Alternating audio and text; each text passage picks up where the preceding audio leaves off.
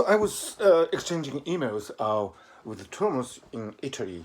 Thomas is a well-known writer in Italy, and he has published, co-authored a book with Pope Francis. So you know what kind of man he is. And anyway, we have been exchanging some ideas on love and ikigai and so on, which, by the way, might be published in a book form soon. Anyways, so we were discussing these things, and we were discussing Renaissance in Italy and how it started in the 14th century Florence. And interestingly, the flowering of Renaissance movement in Florence started after the end of the Black Death, the plague pandemic, and it is an interesting coincidence, and there are many theories to explain why the Renaissance started after the end of the pandemic. And one theory is that people probably were freed from conventional thinkings because in a situation where many people die, you have to really think out of the context, out of the box, in order to survive. So that's kind of encourages people to think in new ways. Probably that kick-started the Renaissance. Another theory is that when you are faced with mortality salience, the fact that you die sooner or later, then you start to think about essential things away from social conventions and so on. So probably because of the pandemic, Black Death, people started to think about really essential things like beauty, life, and truth, and so on. Probably that started the Renaissance movement in Florence.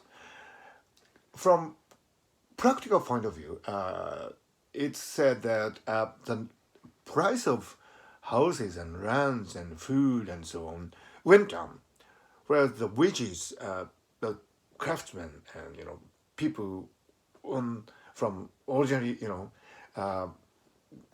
ordinary people, the wages went up.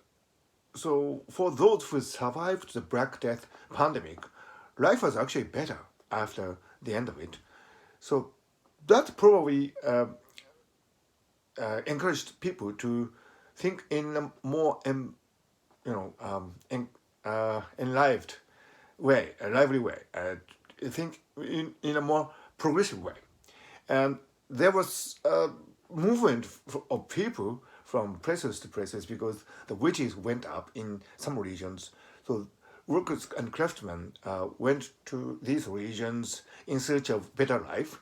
That probably promoted an exchange of ideas and information and so on, meeting with new people, and the combination of these factors might actually kick-started the Renaissance movement. Now we are living in a pandemic, once in a century one, after the Spanish flu.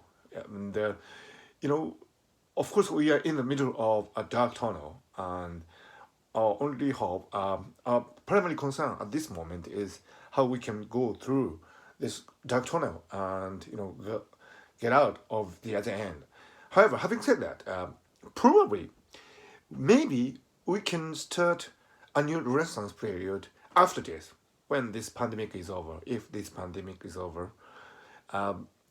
because we too are starting to question the foundations of things that have been taken for granted for so many years, and we're questioning authorities, conventional organizations and assumptions about globalization and so on. So we are in a position where we can start to think in new ways.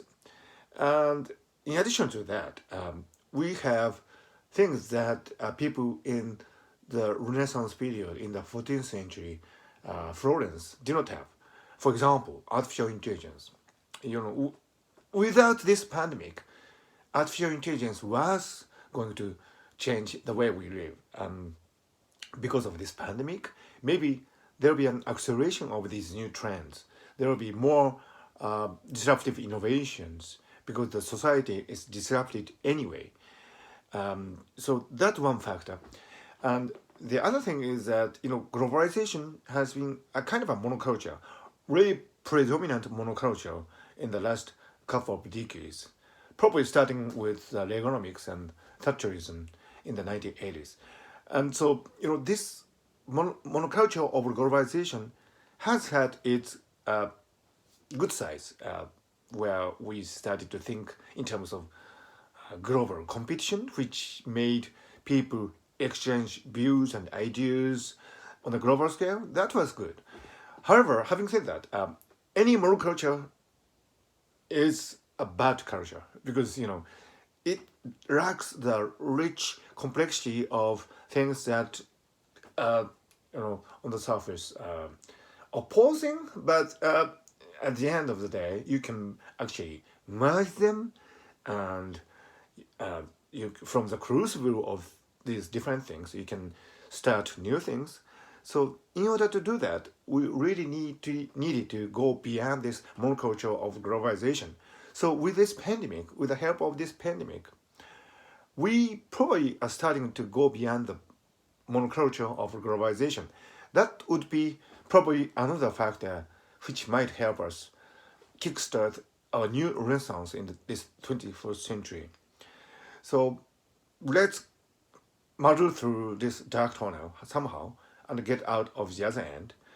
If we survive healthy and intact, well, not intact, but in maybe in shambles, but if we survive, maybe we can start new culture and civilization movement at the end of the tunnel. So let's hope for the best and let's keep calm and carry on.